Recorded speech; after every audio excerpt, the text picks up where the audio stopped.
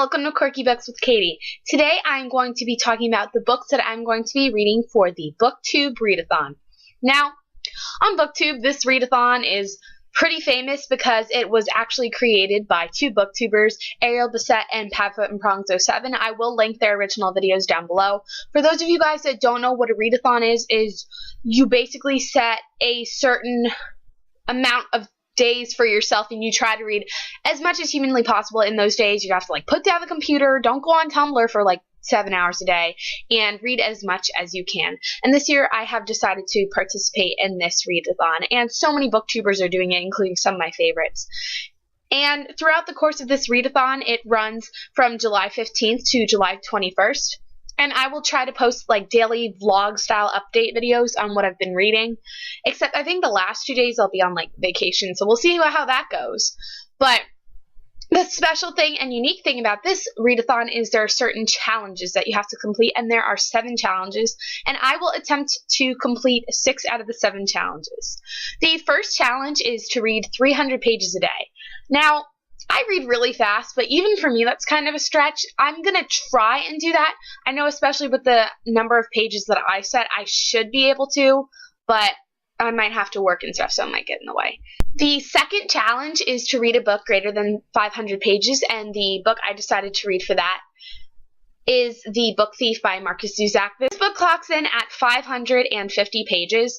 Now, people have told me to read this book forever. They said it's one of their all-time favorites, and I'm really excited to read it, and hopefully it's good. I mean, it seems like the kind of thing I like. I have to read this before I go on vacation, though, because I can't get too emotional on a plane. People will think I'm nuts, even more than they already do. The third challenge is to reread a book. The book that I have picked for this challenge is Divergent by Veronica Roth. This is one of my favorite dystopians. I love it, and I actually read it last summer? Oh my gosh, I read this 2 summers ago, I'm pretty sure. So I haven't read this book in a while, and with all the hype around the movie, I kind of can't remember what happens, and I know I'm going to have to reread this before Allegiant comes out anyway, and this book is 487 pages. The fourth challenge is to finish a series or trilogy, and I actually don't have the book with me that I'm going to be doing for this challenge because I think it's at the library. I have it on hold. And that is We'll Always Have Summer by Jenny Han. That is the last book in the Summer I Turned Pretty trilogy, and I really want to finish this trilogy, and I think that's a good one to pick, because otherwise it'll be finish 2 books, and I don't feel like doing that. Fifth challenge is to read a book that's been on your shelf the longest, and for that challenge I picked Glimmerglass by Jenna. I know this is a fairy book. Back when I discovered Goodreads in November, I put so many books on my TBR list, and I asked for a bunch of them for Christmas.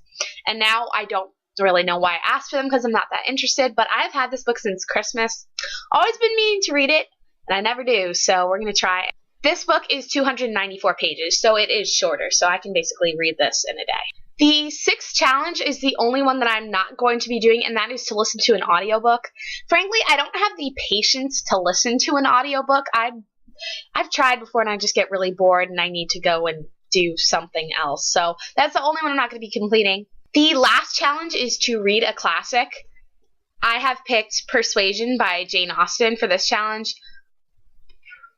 Persuasion is 295 pages. The reason I've picked this classic and not the 10 others on my TBR list is I recently read a retelling of Persuasion called For Darkness Shows the Stars by Diana Friederfreund, and I loved it.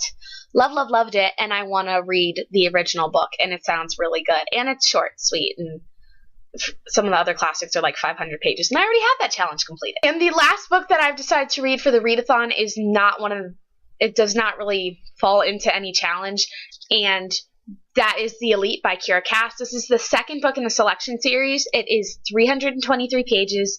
I've been wanting to read this for a while. It's not high on my TBR list, otherwise I'll probably wait until the last book comes out to read it, so we'll have to wait and see for that. Okay, so to complete the first challenge of 300 pages a day, my total page count would have to be 2,100 pages, and I've just counted, and the total page count for all of the books that I'm attempting to read is 2,240 pages. Wow, that is a lot of pages. Oh my god, I just realized how much that was.